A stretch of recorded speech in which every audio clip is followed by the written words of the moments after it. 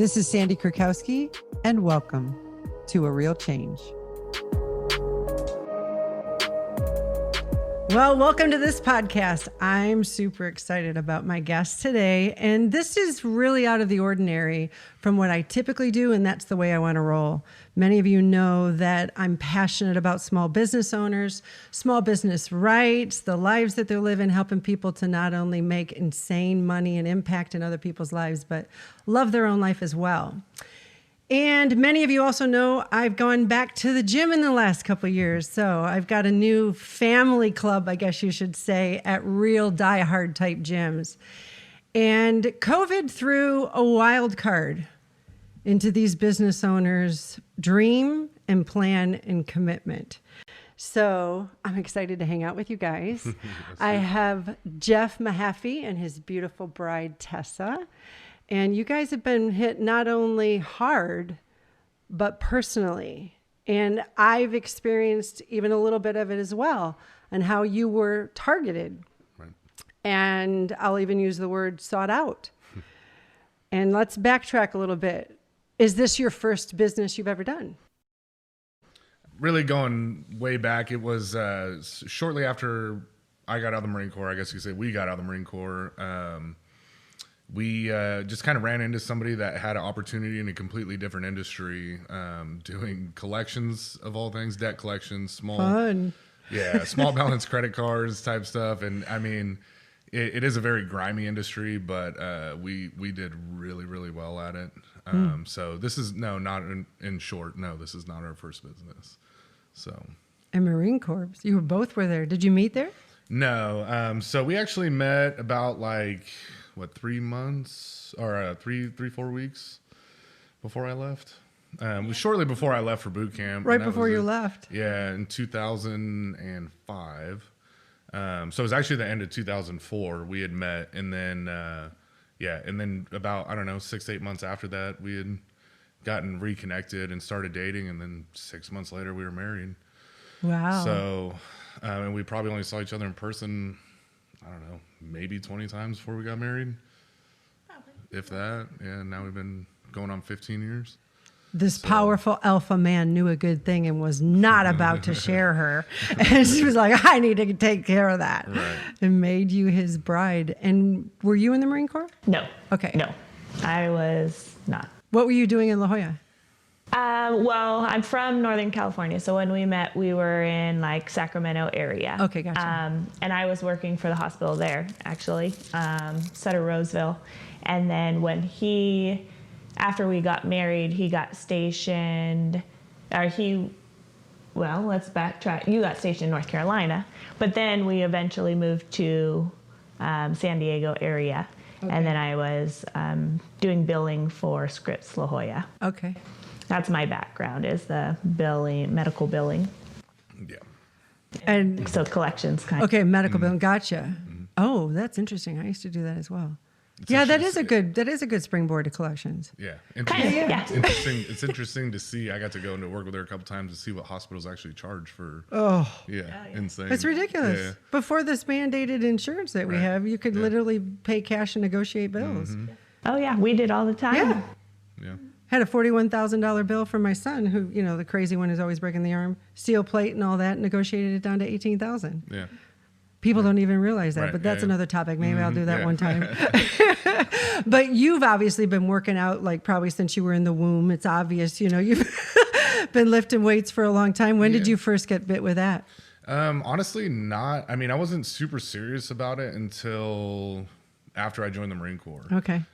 Playing sports, I was a pitcher in baseball, and they don't want you lifting a lot of weights to begin with, more just being toned, flexible, all that kind of stuff. So to be honest, it wasn't until after I joined the Marine Corps where, I sit at 235, 40 pounds now, and I was, 170? Wow. When I got out of boot camp, I was about 170 pounds.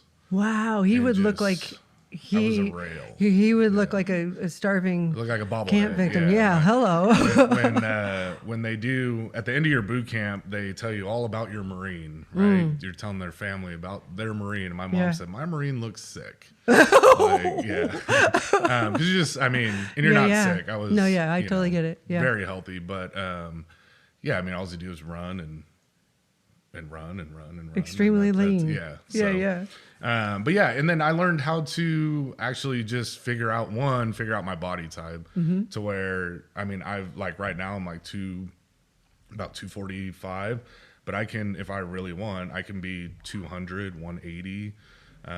You know, I went on a deployment for like 12, 13 months where I left at 230. I came back at 175 pounds. And that was by choice, you know, to get down that lean. So it's been nice. I've been able to figure out really like through my, I guess you could say my fitness journey, how to manipulate my body and basically be whatever I want to be. Exactly. I don't know if everyone's that fortunate, but I've been able to figure out myself to where that it works out really well. So, but it's a lot of trial and error on what kind of dieting works for you and everything like that. So, do you think, and a lot of people think it's just like, you know, prescription. So this is the kind of body you want? Here, take 2 of these and do 5 of those and don't forget 9 of these and that will happen. We'd be out of business. Right? That was the case. Right. It's not that predictable. And you've got hormones and all these other different variances. And even being in a dry culture like Arizona, I look completely different when I'm in Kansas City for a couple of weeks with humidity and all that. Yeah. When did you get bit with it? Working out? I grew up playing sports. Okay. And was always playing a sport. Whatever season it was, I was playing that sport. So through high school, everything, I was a jock. And then outside of high school, once the sports stopped, I didn't know what else to do. And we did work out a little bit in conditioning in high school. Yeah. So I started it there. But then after high school, since I didn't have sports to play, I started playing slow pitch softball, but that wasn't, you know, enough. Yeah. So then I started working out and then just found my passion. So fun. Yeah, it's my soulmate workout. Is lifting weights. Right. Makes sense. And that leads us into you being not only gym owners, but multiple gyms that you own. And you had a plan to open the Scottsdale Self-Made Fitness Center in December, January? Yeah, so we started building out in, I think, September, October.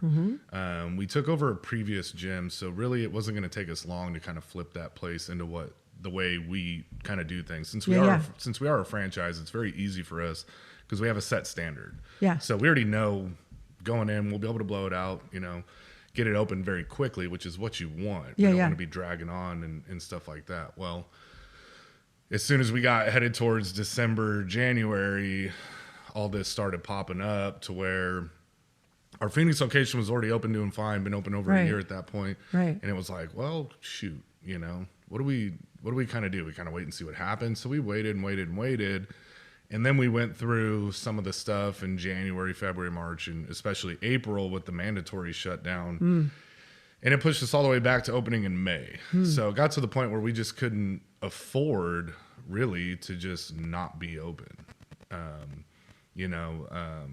With the way everything kind of came down with Ducey and his mandates and everything like that, after April, we could have carried on for maybe 1 or 2 more months being closed, but at $50,000 a month, I don't know who's got that kind of money to just, to blow. So, and we even had a debate on, well, should we open, and what kind of backlash will come with it. And there comes a point where it was like, well, we really don't give a shit. But at the same time, I told her, I said, I don't know if you're hiding an extra $150,000. Hey, babe. But we don't just have that to just keep throwing. You might as well light that money on fire. Hello. It's going towards nothing.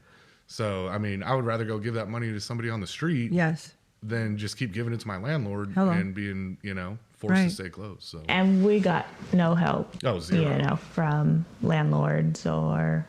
Our landlords literally still, right now, send out every single Friday a reminder payment. Hey, your payment's due on the 1st. Yeah, no shit. It's always been due on the 1st. Yeah. No, I get it. They wanted us to change all of our accounting to where we had to do auto draft form because we always just mail a check in. For sure, yeah. And they say, we won't be working the office. Wow. Well, guess what? Yeah. You might want to send somebody over to pick up your check. I mean, banking even, I get reminders from different things. It's like, I've never been late, and this is a 2-week reminder. A solicitation call came from Chase Bank a couple weeks ago just to let me know that their Camelback is open. I'm like, wait a sec. When a bank is soliciting me? Yeah.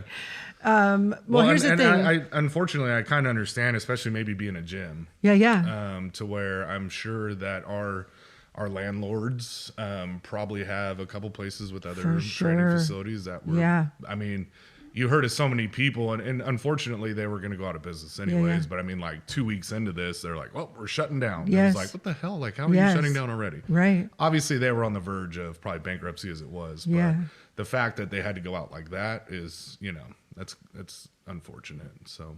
And not only like my love and just fondness for the two of you and loving being able to go to Self-Made in the midst of this chaos and crazy, what I'm going to call the virus election. And you can quote me on that.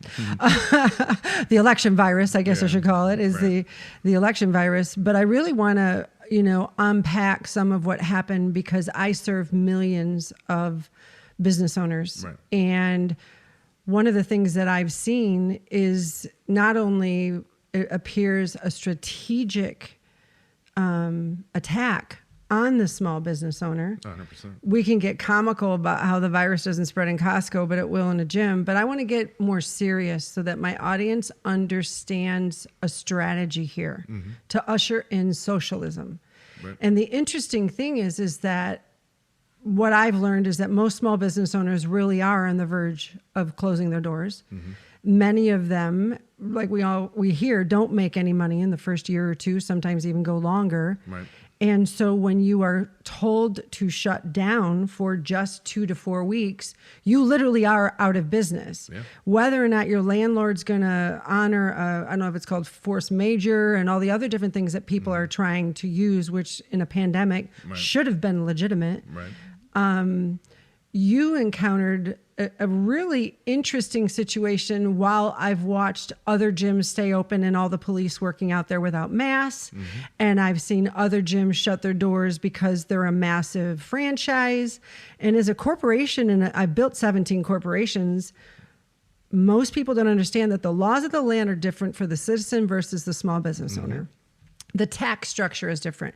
The autonomy that you have to run your community as a small business owner was fought and regulated and protected by the Constitution so that you could succeed in a capitalist situation. And I really want people to understand why I'm dissecting this. So you didn't open in December or January, and now you're sitting there with a mandate. But mind you, your business has started. Right. In the online world, you put up your website and all the different things. If you have inventory or whatever, you got to launch. Right. Yeah. Because you still have, the bills are starting. The accounts payables are going up and the accounts receivables are non-existent. Right. So now you're paying $50,000 a month for a gym that is not being visited. Right. I love your franchise model, by the way. Any gym owners who really, I've been in gyms and management and whatever, it's fantastic. Right. Because it's really pro trainers 100%. as opposed to pro Jeff and Tessa. And it builds an incredibly viable and powerful community. Absolutely. So now you're like Papa Jeff watching over all these trainers who are depending on your every action for feeding their kids, for paying their mortgage, for making sure they are safe, which a lot of business owners are not dealing with that. And unfortunately, and I documented all this on, with my social media guy and everything. We have a full-time, videographer, photographer at both locations. And, we documented every interaction with the police, every interaction with any person whatsoever that was coming and telling us we need to close or, whatever it was. And the one thing I made clear was this is not some kind of self-righteous, look at me. It's between our two locations, we have just under 100 trainers right now. Wow. Between the two locations. Yeah. Okay. Those are 100 people that are relying on us to stay open to provide food for their families, provide income for their families. The best example I have is one of our trainers, Jordan, is a brand new father, stay-at-home mom. And we all, well, those of us with kids know what, I don't care if you're buying formula at Costco, that shit's expensive. Yes. I don't care if you're breastfeeding. It's expensive, period. Yeah. So if we close our doors down, what's he doing? How's he providing for his newborn baby and things like that? So that was our ultimate, reason for staying open. It's not defying the order just cause. It's not, look at me. It's not I want the money or anything like that. It has nothing to do with us. We could afford to stay closed a lot longer than some of these trainers could afford for us to stay closed. Right. I think when you actually really care about those people inside your business, even though they're not employees, they're all independent contractors. They're not employed by us, whatever. It makes it an easy decision to kind of go against the grain and deal with the repercussions that are going to come at you because of it. So, I knew from day one staying open that it was going to cause a huge issue. It's going to cause a financial burden against us because I know we're going to get fined. Now, I mean, even all the way up to potential jail time and all this stuff. So, but it's an easy decision when you care about those people. Hello. And I mean, we have to really give it up to our trainers as well they all ask maybe one time, what are we doing? We staying open? Wow. Hey, we're not closing. All right. Wow. Great. Thanks, Jeff. Appreciate it. Thanks, Tessa. Appreciate it. And they go right back to work. Yeah. They haven't gotten caught up in all the bullshit, all the drama, the cops showing up every time, anything like they're all protective. The Scottsdale location, every time the cops show up, they go up, lock the door. Absolutely. All these things are very protective of their environment. So, it's been very odd, but it's literally been one of the best things for us is the self-made family to bring us all even that much closer. So, well, something I want to do here too, and I'm going to have a whole episode that I would just love to have you back on, is that I am very much pro-patriarchal leadership. I am very much, I love the dynamic that God gave us for the family unit. Right. And a man is wired with not a drive, but a need to protect and to provide. And I'm sorry, if he's an alpha male. Beta males are going to start chameleonizing themselves to whoever I can advocate that to. Yeah. But a true alpha male who understands his calling, like you first exercised that in the military. Now you have a wife and children, and a lot of small business owners do not understand the profit sharing is what it's called, that exists when you build the foundation of a company and you're working to help others to succeed. 100%. And that protection, while again, because you're painted like, you're just this, man with 20 wives living in a cult and hates the government. And you know what I'm saying? We laugh about it, but it's ironic how much you are painted like a rebellious, insubordinate force. Let's not talk about the fact that you were well qualified to protect our country. Right. But now you're a small business owner and do you have the legal obligation to take care of those people around you? No. Right. But the moral and ethical thing that is in the fiber of both of it's in your protocol. Right. You're not going to go against your DNA. Right. It deserves to be honored. I mean, it deserves to be noted. And dealing with building your dream, and now you have trainers who, while they're contractors and employees at the end of the day, we build our dream. I mean, your dream really gets big when you go beyond just how can I pay my mortgage? How can I create jobs? How can I create a future for someone else? Right. Yeah, and that's our whole business model, like you said, is trainer based. So we don't focus on members. We don't focus on anything like that. We focus on, it's really entrepreneurship. It's not even so much just being a personal trainer. I want personal trainers that I can show, here's how you make 6 figures in personal training, extremely easy. Yes. And every time you break it down to them, they all look dumbfounded on how, when you break it down very simply, they all look dumbfounded, like, oh shit, I'm messing up. Like, I'm not doing this right. And that's what the appeal is to come to us. Yes. But like you said, at the end of the day, we want to show people how to provide value, so much more value to than what they've been giving, and it's really just some very small little things. But So it's very direct and indirect for us. We get the value of changing a trainer's lives potentially within 30 days financially. It's amazing. Right? And then we get the indirect value of seeing how they're changing their clients' lives. Yes. So, you know, I've always, like you said, I've always wanted to be a part of something just bigger than me, right? Like bigger than just yourself. Yeah. The military gave me that. Doing the government contracting gave me that. And then now doing this, actually, I don't care. Like doing collections, you can make all the money in the world and hated it. Yeah. Hated it. Yeah. Where's the purpose? It was cool for us, Yeah, but ultimately, like, it's a very selfish kind of industry. Yeah. Where it's just, give me your money, give me your money, give me your money. As to where we get to watch people really grow, not only in business, but just personally, and then mentally and physically and everything like that. I mean, we have literally seen some people, totally different people. Yeah. I mean, from the day we met them to say 6 months, a year and a half now, completely different people. And being able to be a business owner, starting that, like you said, that foundation, right? I'm a very firm believer, and it starts from the top. Yes. Or in your situation, the foundation from the bottom. In a Yes. sense. And it trickles down. Yes, it does. If you have a owner who's not, one, setting the example, two, you know, putting those core values at the forefront of what your business believes in and everything like that, such as like taking a stand during this kind of stuff, then if you're not setting that, no one's going to follow suit. You're not going to build that culture. You're not going to build that community whatsoever. So, and unfortunately in the fitness industry, I think we're kind of an anomaly, really. You because are anomalies. And that's what we've been trying to set out to do from day one. Yeah. There's some other gyms in the area, which, no disrespect, but they're garbage. They have no culture. They have no vibe. They have no family. They have nothing. It's a very egotistical, all about me. That's it. And from day one, we've tried to set out to be different than that, because that's where the fitness industry could be so toxic. So, and let me just speak into that real quick, because I've been in the fitness industry since I was in my 20s. I was out of it for many years, as you know, like 30 years, literally after being sick and stuff. But the membership model breeds entitled trainers.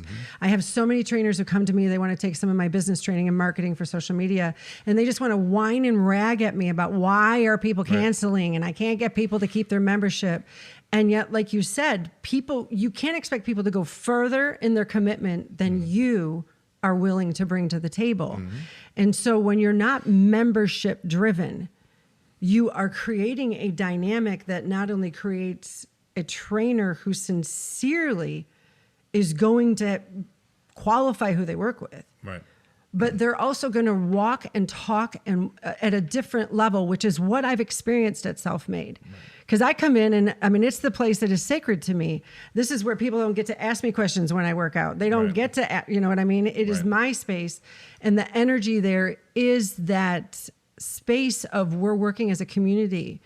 When that trickles down then into somebody helping their mind and their body and transforming their life. If you're a trainer and you really don't give a crap about your members, and all you want, you're like, oh my God, I need 12 clients so I can pay for my mortgage. And I need 15 if I want vacations, and I need 20 if I really want a new car. You're not even committed to probably your own workouts. No, not at all. No. And that's going to breed, we breed what we bring. And that, you know, have you seen a totally different kind of trainer, Tessa, come into this environment, or even morph into a higher level of leadership because of what I'm going to call this like vortex you're putting them in that demands a higher standard? Yes.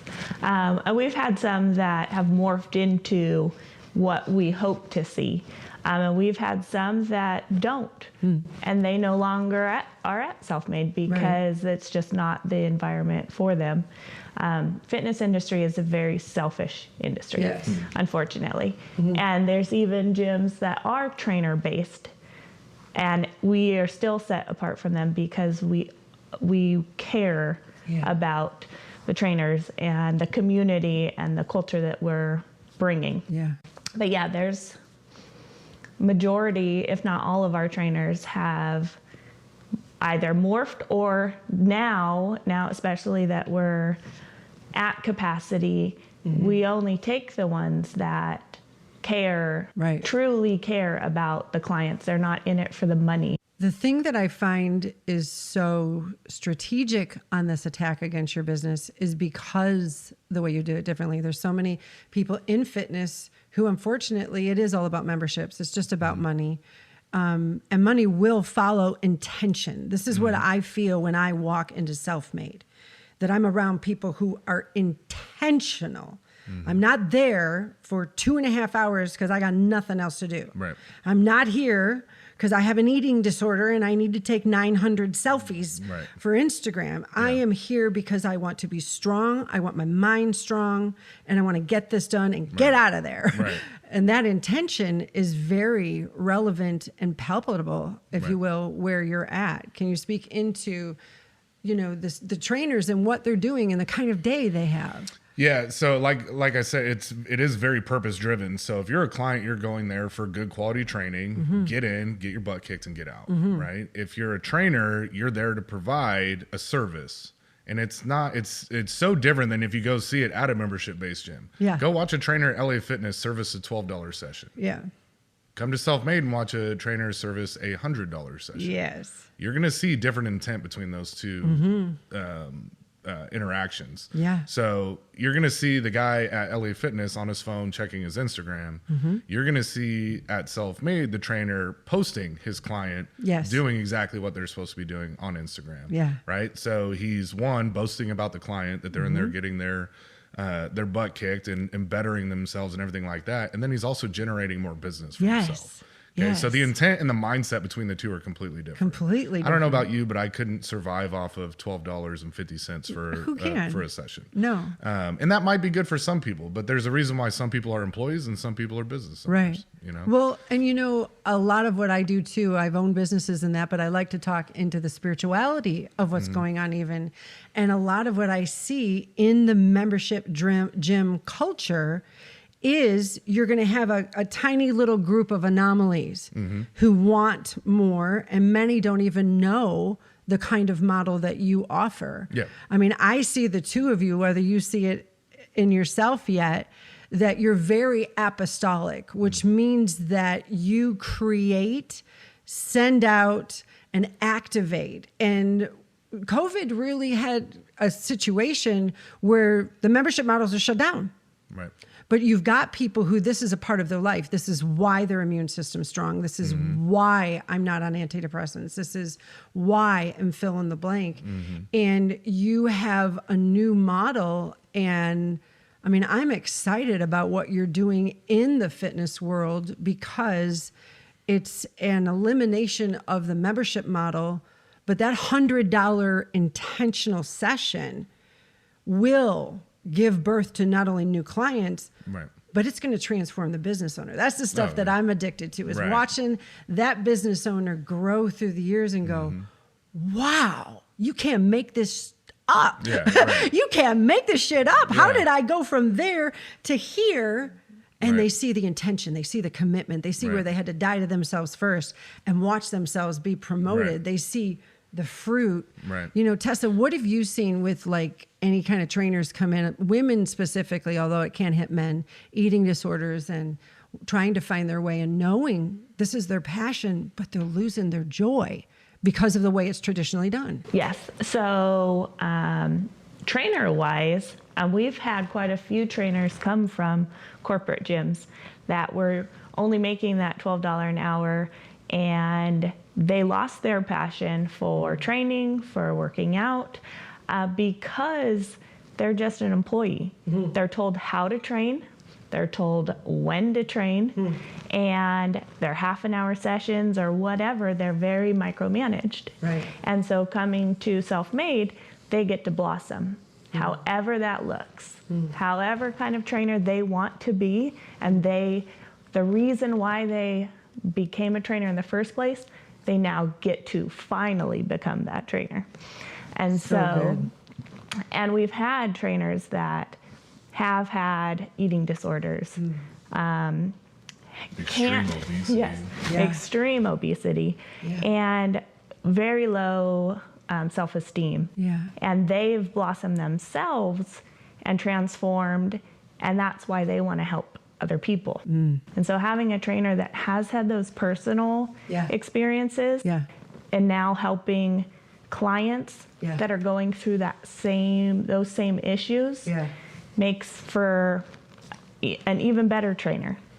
Well, you're going to see a connection with the ones that came from eating disorders, extreme obesity, things of that nature, the connection with their clients.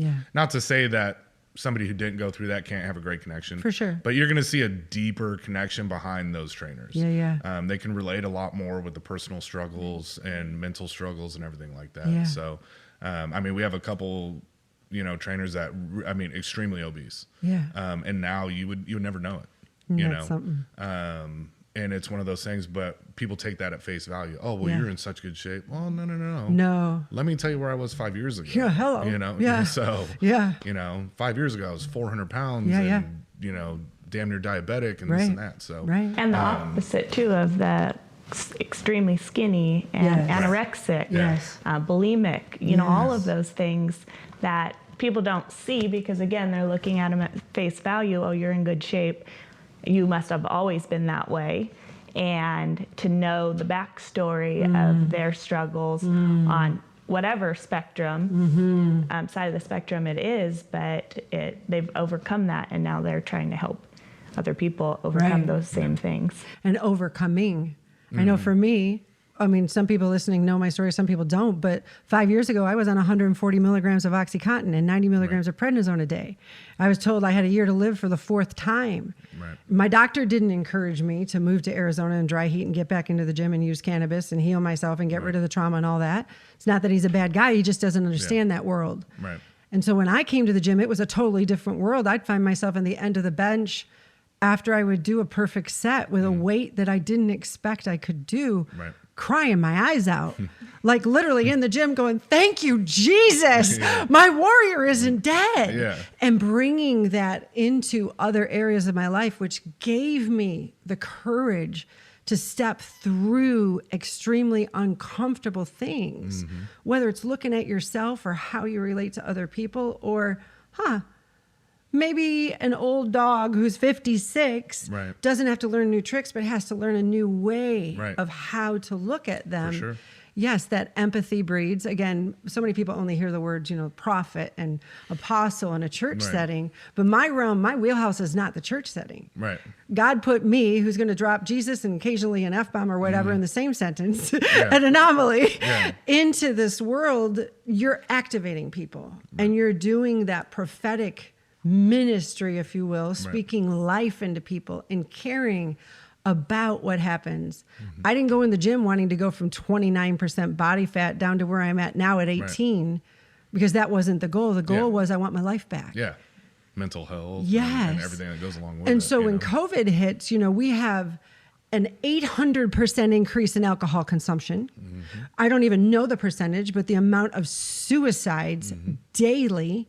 You have people who have been not dealing with the pain of not liking their marriage or wanting to be with their kids or hating their job or whatever it is on this constant, go, sleep, go, sleep, go, and redo, who are now thrust into a situation where they're locked in their house by the federal government with the spouse they don't know anymore, and the children they're not quite sure they're happy that they birthed. And talk about a need for a gym. More than Costco. Hello. It's such a smart virus. Don't get sick in Costco, but get sick. And in the gym, here I am taking chemo infusions every 6 weeks and working out and all that kind of stuff. You have something going on that will get you through, whether it's a planned pandemic or not. It is an oppressive situation we are all in. 100%. And I took a very keen interest because I felt the spiritual dynamic the very first time I'd ever been to Self-Made. And I saw, this is not just about his gyms. This is about a man who doesn't even maybe understand, and his beautiful wife doesn't understand yet. You are reinventing the gym model. You are literally birthing a new way that is way more healthy and is so infectious, people want to be a part of it. Right. And as that powerful man and woman who care about souls, which is where we make all of our decisions and Right. how we become who we are, you are now on the hit list of the enemy from hell. And now it appears you're on the hit list of the governor of Arizona, very much of so. Phoenix. Yeah. And you have police outside your door who are supposed to be commissioned to protecting Right. us now threatening you. When did the police showing up at the door we didn't even go into the whole thing. Right. You weren't supposed to open, you tried to delay it, and you opened in the middle, May. Right. Yeah. So we opened May 4th, which was right after the total shutdown. So the stay-at-home order was for April. They hadn't talked about opening gyms yet, whatever it was, and so we just said, screw it, we're opening. We couldn't afford to stay closed, both locations. So we reopened Phoenix on May 1st, and then we launched Scottsdale. And keep in mind, pre-COVID, we had probably almost 50 trainers ready to start at Self-Made. Scottsdale. Wow. So we opened May 4th with 0. Yeah. 5. Well, yeah, the 5 that, ultimately 0 because they came from Phoenix. Yeah. They were transferring. Yeah. And so, once word got out we were open, we went from 5 to 30 within, I think, our first 30 days. Yeah. But that was that. So we decided to open. We couldn't but stay that's closed not any that. longer. That's 30 other leaders. Remember, Right. At the end of the day, I'm a mama. Yeah. And I walk in and I'm like, these are 30 other leaders. These are 30 other families. These Yeah. are 30 people who are impacting other people's Yeah. lives. And you've got 30 people who are also protecting and providing and Right. caring and nurturing. It's 30 And now you small have a whole business owner yes, dreams, 30 small business owner dreams that can impact the whole world, because I believe we are given that dream when we're Right. knit in our mama's womb to be an entrepreneur. Right. And you have a community birthing. Yeah.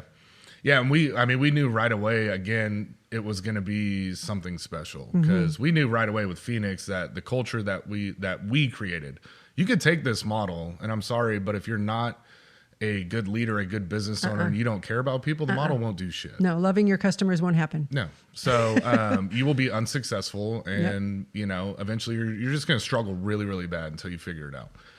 But we knew we had something special, so we launched Scottsdale right in the middle of COVID and everything, and then come June, we're at roughly 40 trainers, I think, at that time, and on June 30th, 29. something like that, the Governor Ducey had put into place that gyms and bars were going to be shut down. Of all places. On July 1st. Of all places. Not Yeah. country clubs. Yeah. No. Yeah. Gyms and bars. Yeah. So gyms and bars. Not And, governmentally owned places. right, Gyms and yeah, bars. Yeah. So the cops came in, and again, I have all this documented on my Instagram. Right. Cops came in and wearing masks and everything, asked what we were doing, and said, "Well, we're open. It's Yeah. obviously not hard to tell. We're in here Yeah. working out." Yeah. And to they run a said, business. Yeah, and they said, unfortunately, we don't want to do this, but as per Governor Ducey's order, you're going to need to shut down as of July 1st.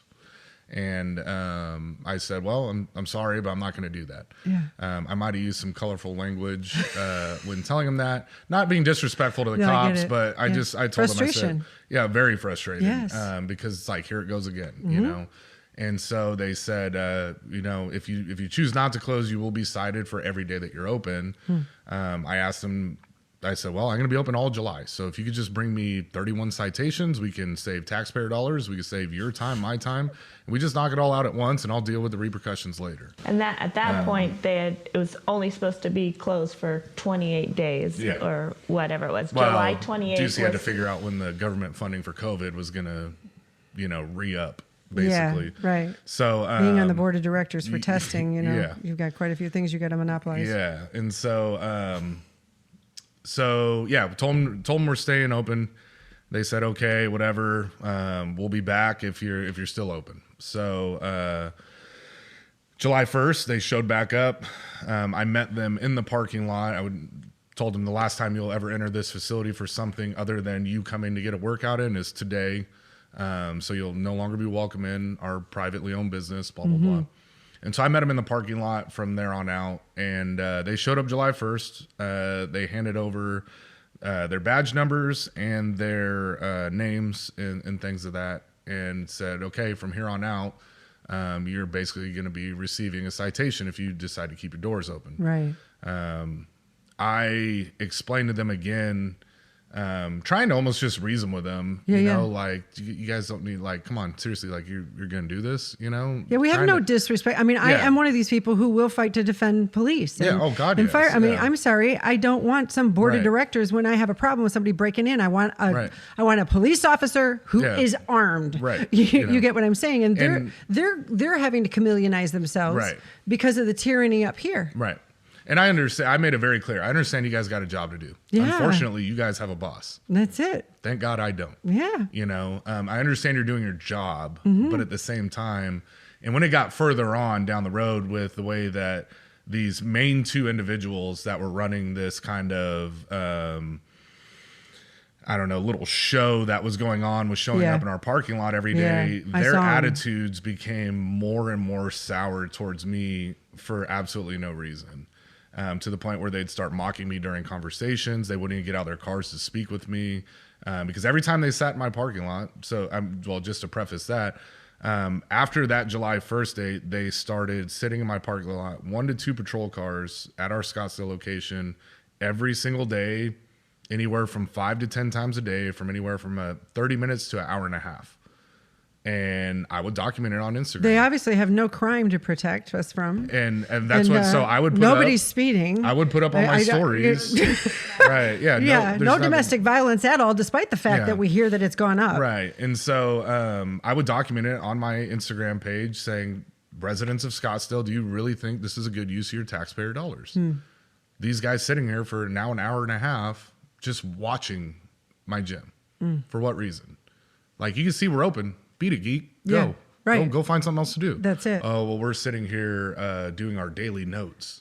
You guys got an hour and a half. How do you spell intimidation? Yeah, exactly. And that's something else I explained, was you're sitting here intimidating our clients and athletes by just posting up right down the middle of the parking lot to where their car's facing right at us. Yeah. And then it is intimidation when we have them pulling people over. Right. For absolutely no reason. They followed me for about 9 minutes. Yeah. I was like, I have a brand new car. I don't have a light out. I almost became a brat. I was almost like, I dare you to pull me over. Yeah. And then I was like, thank you, Jesus, they can pull me over. They were on a mouthful. Yeah.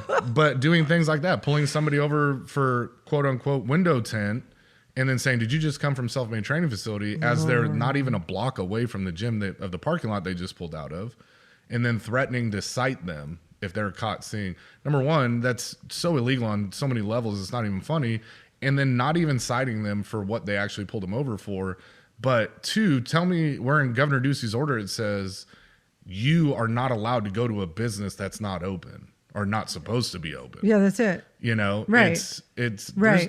They're not telling you can't go to a bar. No. They're saying bars can't be open. Right. So exactly. now you're threatening somebody for going to a place of business?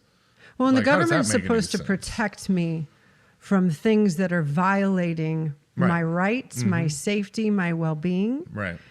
God created 3 orders of government. One's in the home, one's in the church, and one's in the world. And the government of our nation, our states, our local police are a part of the governmental structure. Right. I mean, I'm the first one to say the greatest success book I ever read was the Bible. And the Bible says that the laws that exist are for the lawless. Right. But when you're building a business and you are seeking to protect your patrons by the quality of people that are there. Right. You are cleaning the facility. You haven't had people getting sick. You haven't had a massive outbreak, and now we have to all shut down. Right. And you're not the kind of person who's like massively loud, disrupting the city, creating rebellious vigilantes that are burning buildings down. Yeah. You're trying to help people's well-being so 100%. That maybe they aren't a statistic of this alcohol consumption problem. Right. Maybe they're not a statistic of domestic violence where someone ends up dying. Right. Or worse, suicide. And it just the attack on small business with this pandemic is very obvious. Yes. But that's how you usher in socialism. Mm-hmm. You get rid of who's creating the most jobs, who's creating the most vitality, and it becomes a big corporation, big government entity, as opposed to the laws for the people, by the people, Right. and chasing your own livelihood to Right. better yourself and better your fellow man. Right. How does this help or even hinder your dreams? Right. Like, did you ever like have days where you're just like, F it? Oh, Like, 100%. what am I doing? Well, and so the funny thing about it is that nobody was doing it. No, they weren't. Nobody still is doing No. it. So The major gyms just shut you- down. Yeah, you have, ourselves, Ian Smith, Lou Uredell, some very onesie twosies, maybe Yeah. beyond that. Right. But we were the main ones on, social media saying that we weren't going to put up with it. But with that comes, what the hell do we do? Yes. You're navigating waters that really nobody No. has ever done before. I mean, I was hoping all the So- small business owners would get together and begin walking the streets. Yeah, that's what we were Do saying, y'all you know? know how many small business owners there I are? was- Let's just walk the Yeah. streets and say, no, we're staying open. Yeah, and I was trying to get a united front going with all the gym owners. Yeah. And that's where I thought Tom Hatton was going to be an asset, a man of influence, a man with some money, but then also a man that is right in Governor Ducey's back pocket. They all run in the same circles. They all do this. I think that was such a publicity stunt. It wasn't even funny, but that's another story. But, I was hoping to get a united front against gym owners. And then, I got all these gyms. I mean, one of them's 2 miles away from me that stayed open the entire time. Yeah. And nobody's allowed to post on social media. Nobody was allowed to Yes, say right. they're open. Nobody's like, Right. what good are you doing, you selfish Exactly. prick? Like, Well, you're giving into you're- fear. Yeah. And you just don't want to get shut down. But more importantly, he just wanted to keep his money coming in, which I get that. Okay. yeah, I understand that. But that, at the but- same time, at least stand for something. Dude. If you Have a don't little stand for backbone. something, Yeah, we will have laws that absolutely oppress us, Yep. and people don't get a right to an opinion No. when you didn't do anything about Right. it. Well, that's because we deal with a generation that is entitled, that did not fight for these freedoms, Mm-hmm. does not understand that freedom does not come cheap, nor does it come easy. They also don't understand that there was an oppressive global trauma released. And I'm using those words in the exact same intention I want it to be. Because what trauma does is it makes you feel like I'm trapped and I don't know when I'm getting out. I don't know what my future holds. And I have no ability to get myself out. And it was scary. Sure, we all were like, Yeah. oh my gosh, there's this horrible virus and we're all going to die and there's millions of people. And initially you're like, I'm going to do my civil duty and stay Right. in my house for a couple of weeks and see how we can help this. But now we're into 8 months later. And you have the collapse of small business. You have almost the elimination of more than 75% of Black-owned businesses. Right. Let's not even talk about how oppressive that was. Right. You have businesses that were on their way out now being given a pittance. Maybe you can still pay a few employees. Right. And the death toll in the United States is less than last year. Right. I battle Crohn's disease and RA. More people have died of Crohn's disease this year than they did of COVID. Well, and the biggest thing with us even deciding to reopen and then taking the stand we did was the fact that there was no data to prove that. No. I mean, No. I think they just came out with the seasonal flu numbers and Yes. there's basically 0 cases. Yeah, isn't but that they- hysterical? I was like, But it wow, almost so killed we- half the population last year. We really beat the flu, but apparently COVID is just, it's a flu. I'm sorry. It's a virus. Yeah, and yes. it's one of those things where it's just kind of funny the way the government is almost getting caught up in their own bullshit to Yes. where they can't keep filling in the lies Yes. that are coming out. Yes. I mean, just the CDC alone can't even keep up with their own bullshit. No, you know? well, that's why the swamp needs to be drained. Yeah, exactly. And So, and it literally we're in like such a pivotal time that so many people do not realize. Young people who are at your gym, I hope they will hear me in saying, like, you guys are as old as my children, and young people that you have as trainers should just really, I know they honor and appreciate you, but they have to understand the freedom you have that is securing you as a business owner because you are a private entity with Right. memberships is freedom that was fought for. Right. It is freedom that gave us the livelihood that we are used to and gives you power of choice. Mm-hmm. And when those choices are stripped from you, we can't just sit back. Surely we don't want to be careless or foolish Right. or stupid Absolutely. or not care about the elderly, people who have pre-existing conditions. In my opinion, you know, years ago when I was growing up, you had to wear this metal tag that said, I have diabetes, so if you get in an emergency, people Right. know how to help you. Or I have cancer or whatever. I'm not being facetious that if you have a pre-existing condition or you are of an elderly age or you are statistically going to be in compromise, don't go acting like you don't. Right. I was on chemo every 6 weeks, so every time for 6 to 10 days, I don't go in large crowds. Right. But I was doing that since the flu. I have masks in Right. my house because I've been doing that since the flu. Right. The interesting thing, though, is the effect on small business. So you have 100 trainers. Yeah. Okay, so you have single-handedly created 100 jobs. Yeah. Small business owners statistically have created more jobs for 100%. years Yeah. than any major corporation. Yeah, and unfortunately, when Lou Uredell, he's the owner of Metroflex out of California, he's also running for mayor of Oceanside. Radical which dude is- running for mayor. Love it. He's an awesome guy. Yeah, I want him on the podcast. And he said it best when 130,000 small businesses went out of business within I think 3 or 4 months, whatever the Yes. time frame was. Yes. He said that is 100. He said it. I mean, it kind of really strikes home. That's 130,000 American dreams down the toilet. Yes. And then not to mention the jobs that those 130,000 people employ. Yes. So the snowball effect that comes from that is just absolutely Well, that's why we have historic unemployment numbers, rates. yeah. And to compare it to like a time time where period it's that not, did not yeah. have technology, did not have advancement in disease regulation is foolish because we should have been able to recover from such a thing 100%. at a level that was beyond any generation before us because we are smarter, wiser, and have better tools. Right. But we started acting like we were archaic. Well, not only that, but and then when you everybody have- gave into the trance, like Yeah, and then not only that, manipulation. but when you have certain parts of your government that are just purposely interfering on things just to make things harder, to smear names, to do things. I mean, I think we could have been out of this a whole hell of a lot. Yeah, you could have done it within like 6 to 12 weeks. And it's something as well that being subject to certain viruses is what actually gives you immunity to viruses. One of the reasons that my immune system is strong, despite the fact that I'm on immunocompromising medication every 6 weeks, is because I subject myself in incremental doses to, and I watch what I eat and all these different things.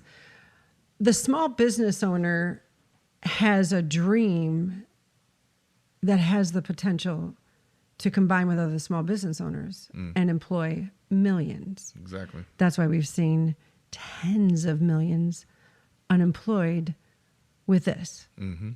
You know, the very first employee I ever had 26 years ago, I remember like thinking like it was such an honor and a privilege to be able to take my little baby dream and grow it enough to be able to provide someone with a great way of life. Right. And we have, at one point, I think they said there was like over 40 million people. And again, I think it might even be more now of people unemployed. And these are small, this is the trickle effect. Right. The attack was on small business owners because it's a complete setup for socialism and communism. Right. Gen Y and Z are 20-year-olds and our late teens and our early 30s do not understand. The government sending you a check for free money is never free money. And by the way, baby, they're sending you money somebody else paid to earn. Right. That paycheck you had was called profit sharing from the dream of the business owner. Even if you're a contractor like your trainers, you know, we have people who are super happy that the government's helping them out. The government's not helping you out. No.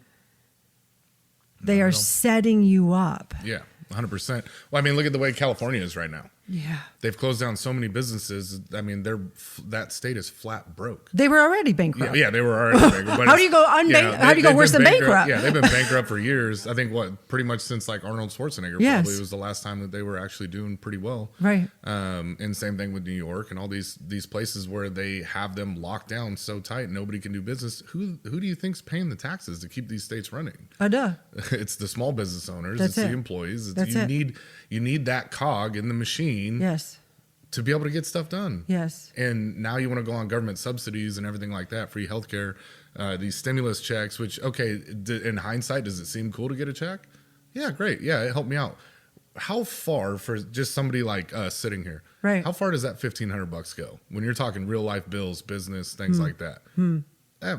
My electric bill at one of my facilities is double that. Exactly. How the fuck does that help me? You know, and then how it doesn't help at all. But how does it affect me on the back end? Yes. When all of a sudden now I'm paying even more in taxes because we handed out how many stinking checks? Yes. Now, obviously, some sort of stimulus package need to happen. I completely understand that. But now, when you're talking about the radical left and everything now trying to get free healthcare, everything this total, you know, Free college. Yeah, free college. I mean, you name it, it's free everything. But that's the first way to breed socialism, communism, is to have everybody sucking off the government teat, if you will. Yes. You know, it's true. And like you said, or like Tessa said, kind of off camera was, you know, all these young individuals think it all sounds great, but then they're going to realize how just screwed they are. Yeah. And they're going to be like, oh, wait a minute, this isn't as cool as what I thought. That's it. Because they're uneducated. Yes. And they're too busy watching 30 seconds of, you know, their news network, their news outlet, whatever it is. On social media. Yeah. On social media. And then you ask them a question beyond that 30 seconds and they have nothing for you because they're uneducated. No. Well, and they don't understand how it happens. It doesn't happen overnight. No. Right. So free healthcare, I would love free healthcare. I would love free college, but I know that none of it's free, actually. No. And so they like how it's going. They like the unemployment. They like staying home, but still getting paid. Right. But that's how it all starts. Right. And so a year from now, they're going to be pissed off that we're now a socialist country. Yeah, in a couple years, for sure. Yeah, because like Margaret Thatcher said, socialism's delusion is that you basically run out of somebody else's money. So now what happens? That's when you start putting in 50% tax on that. And it's a delusion, Gen Y and Z specifically, and anybody making less than $50,000 a year thinks they're inoculated from that high tax. No, you are not. First of all, your boss could eliminate your job while they are trying to pay 58% tax. Right. And your $35,000 a year might maybe be $20,000 when this thing is done. Yeah. You thought it was hard to survive on a stimulus check. Try with that thing. But the other thing is that we have an underground movement of entrepreneurs who've lost their job. Like, I believe it was planted in them when they were in their mother's womb, and all they needed is a constraint big enough to birth them into their destiny. So there's another movement of entrepreneurs who are like, well, forget that.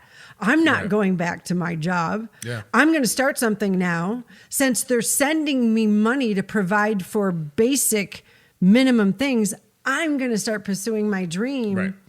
And they're tapping into how that affects your whole life. Yeah. That affects how your children look at where money comes from. That affects work ethic. That affects the family unit. Right. Which is what you guys have talked about, what you guys have said, like the gym world and the way you have reinvented and repackaged no memberships, high culture of intention, and that family where we're all getting powerful together. And you'll look like a sore thumb sticking out if you're not in that realm. Right. It's going to affect the whole person. Right. Tessa, what do you think you would say to the entrepreneur let me just say it the way I want to say it, who has a dream birthing in them and they're scared shitless. But they wake up at night like, oh my God, I can't keep doing this. I can't keep doing this. I can't just keep living this way. And there's something percolating in them. What would you say to them? I mean, I'd say to do it. I mean, it's not that easy, but if it doesn't scare you, it's not worth doing. Yeah. If you are going to your 9-to-5 job and you feel nothing for it, that's not what you're meant to do. Yeah. You do, when you find that job or that passion, you love what you're doing. It is very true. Yeah. But it should scare you. It should still scare you. We've been in this for 2 years and there are still things, and as we open another one or expand or whatever it is we're doing, it still scares us. Yeah. But it should. She might still be getting scared. Apparently, at this point, everything we've been through, I don't have a worry in my mind about what the fuck we're doing. I mean, but you know what's something though, that hardcore, that's what your role as a man is, that I'm going to protect no matter what. Right. But the psyche of the intentional gym member, I don't even like using that word anymore, client, right. is everything she just said. Yeah. Everything she said, I'm thinking, holy crap, that's what I had to do when I went back to the gym. Yeah. Oh my God, what if I hurt myself? Oh my word, what if I do this? And what if this happens? And what if that happens? And so doubt. Or what if I have an injury and I have to do whatever? But that's the part of what substance is built from. That's what good marriages are built from. This is, you gruel your way through raising children and then you have friends, that and you go to therapy together, But that fight, Jeff, you know what? I'm surprised, but I'm not surprised that it took the gym owner community to fight back. Yeah. Have you heard of any bar owners who've said, go to hell, I'm staying open? Yeah. Have you heard any, and I'm not saying that a bar owner is necessarily bad. But here's where we're different in Arizona though too, and I will kind of speak to that, is we don't have any licensing with the state. I'm not required to have a business license. Therefore, I don't have a formal contract with the state. Now, where I do is that I have a corporation. Yes, correct. Okay, so that's where and they don't tell you this, but if you dig a little bit and you know a little bit about what you're talking about, that corporation is basically, you're signing a deal with the devil. So the state is going to take a part in your business until some shit hits the fan, and they're going to be like, whoa, we don't want nothing. We don't want nothing to do with it. Yeah. So if I get sued, the state's not going to come and take on part of that and be like, hey, Jeff, you signed this. This is basically a legal contract between us. That's it. As partners. We took half your money. But guess what? So we'll let you have that money to exactly. protect yourself. So, but the caveat to that is when Governor Ducey does a mandate, now I have to follow it because I have this corporation, this quote unquote, contract with the state now. Right. So, it is one of those things, but it is funny that it is a gym owner. But I can see the bars. They don't want to lose that expensive liquor license. Oh, they yeah. don't want to lose. They can't. Well, they've been taking away liquor licenses here in Arizona as a way to shut people down. Yeah. And, we have a lot of industry managers, industry workers, everything along those lines that come to Self-Made Scottsdale. And the managers are just beyond frustrated. And, they're really putting some of these companies behind the 8 ball to where, you look at Old Town Scottsdale, downtown Scottsdale. It's a ghost town. Yeah, when normally it's thriving. No, yeah. There hasn't been smog in LA in a while. Yeah, that is just literally, that has literally been a jackpot for the city. Yeah.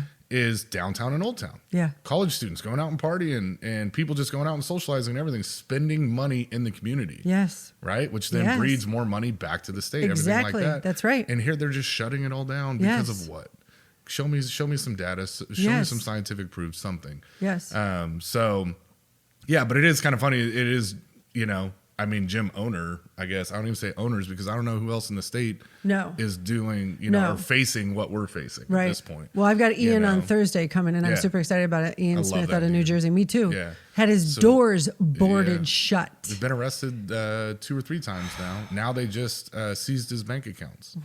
Things of that nature. And literally they have he's got the most gangster, setup attack as far as they against got. him, though, yeah. But they got biometric scanners. Yeah, They've do. got everything there. I mean, Yes. their protocol is insane. It is insane. Just to get in there, and they've had over, I think at this point, I think it's 60-something thousand. 60,000 people with no positives. No positives, right? They've done everything they're supposed to do, taken every precaution, literally brought in scientists to evaluate their protocol against all this and pass with flying colors. Yes. And I think at this point it's 300 and the number keeps going up every day, but I think last we spoke, it was 358,000 in fines and everything like that. Now their bank accounts are seized and everything. Right. But, he is, again, he's a dude, him and Frank, his business owner. It's not about them. No, it's not. It's about standing up for people's rights and a standard. And it's funny because it is gym owners. Yes, it is. You're not seeing a lot. You've had one or two salon, individuals, but why gym owners?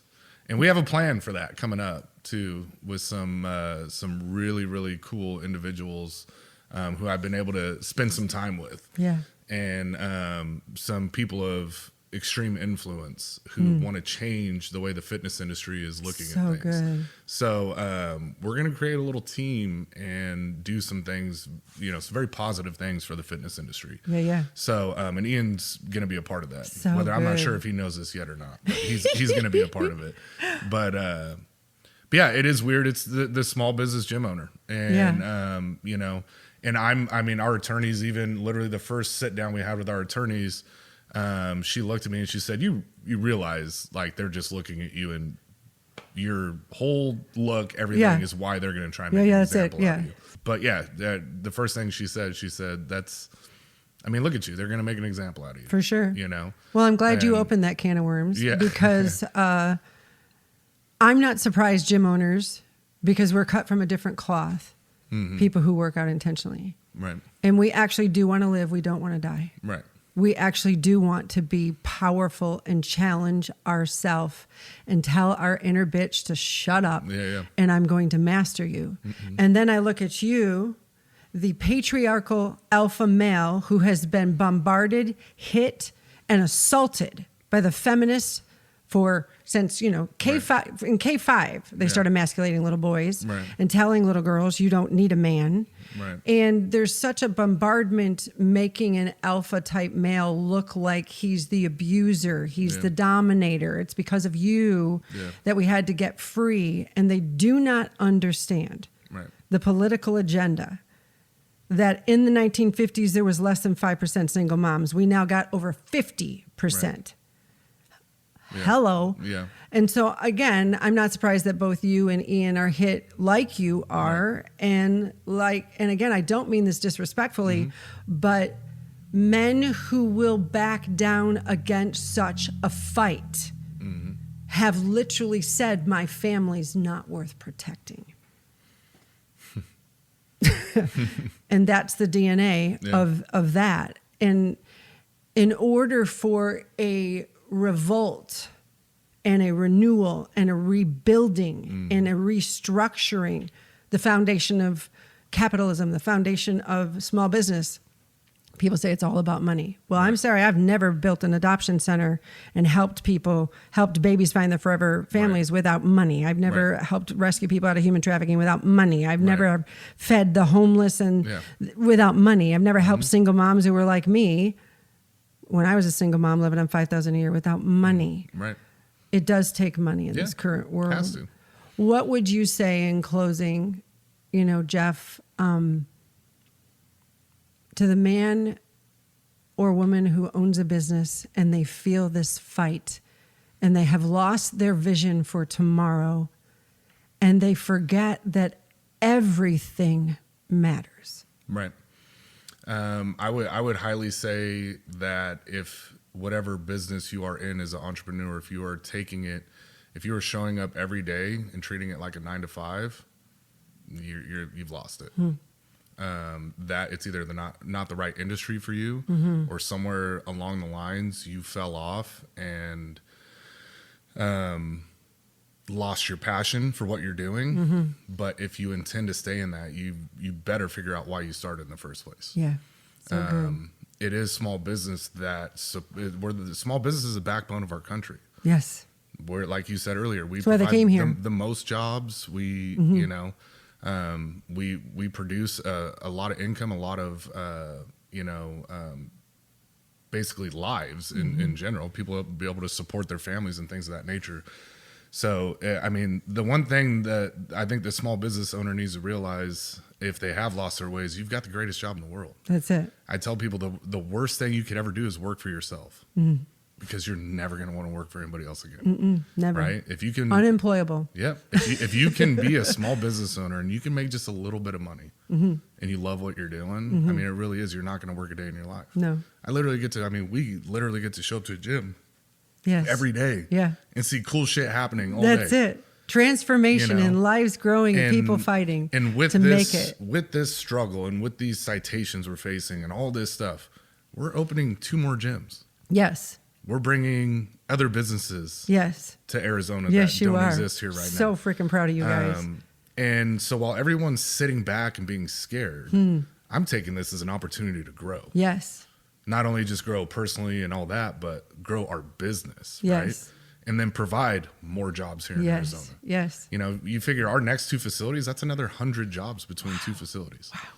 And then some other businesses we're bringing. Yeah. So if there is that entrepreneur that just doesn't want to fight, I mean, like I said earlier, there's been days where it's just been literally show up, get in the parking lot, sit in my truck, and be like, fuck it. Yeah. Why am I doing this? Right. And Ian's a very good one. But what's the choice? Yeah. Yeah. What else are you going to do? What is the choice? Will you speak, please, right now, to men, to daddies, Yeah. to fathers, that there are young men looking at little boys in their home? Will you speak to the men who have forgotten who they are and have amnesia? Yeah. Unfortunately, I think, and I don't know if it's a good thing or not, but women and children are always loved, but men are only loved when they can provide. I don't take that as a bad thing. I take that as a challenge. I get hassled from her about taking on too many things. Sorry, but I want to provide. Like I don't want to give my kids things, but I want them to have things. Yes. Right? I want them to have an opportunity. Yes. I've already told my daughter, she's 9, super smart. Listen, doctor, lawyer, something like that, excellent. Yeah. Otherwise, I'm not paying for your fucking college. Sorry. Become an entrepreneur. Mom and dad didn't go to college. That's it. I didn't But either. how can I provide an opportunity to sink $200,000 of whatever college would cost into a business? Yes. Something you love to do. Yes. Right. So I think it starts with the man in the household, setting the example, Very much. providing for their family, right? Yes. Standing up in situations like this. Yes. Not rolling over on every little thing just because maybe it's unpopular. Maybe it's not, the right thing to do. Uncomfortable. Hurt your right? feelings. There's nothing wrong. I love being uncomfortable. Me I too. love having my back against the wall. But I love being an uncommon individual amongst uncommon individuals. Yeah. I feel like I want to stand out amongst those elite people as it is. And Yeah. it's not a personal thing, but No. I want to be set apart for a reason, Yeah, me too. Yeah. And I think that we should all want to be that way. Yeah. Not blend in. What do you want to blend in for? For what? For what? So good. So I don't know. That's kind of the way I look at it. But I think there is a big, there is a big lack of just men that are willing to stand up and fight And be men. And be men. Yes. Hard times make strong men. Yeah. Oh, absolutely. Or strong women. That's it. Absolutely. This is not against women in that, but we were created to be together, and you can tell the strength of a society by the strength of its men. Yep. Yeah. So Very cool. I am thrilled and honored to call you friend, to Same. be able to have a place to work out. Yeah. It has truly been my honor in any small way to carry this story to the millions of people that we impact. I bless you. I pray for every freaking door to open Thank and you for so much. goodness to hunt you down. Thanks for being with me. Thank you.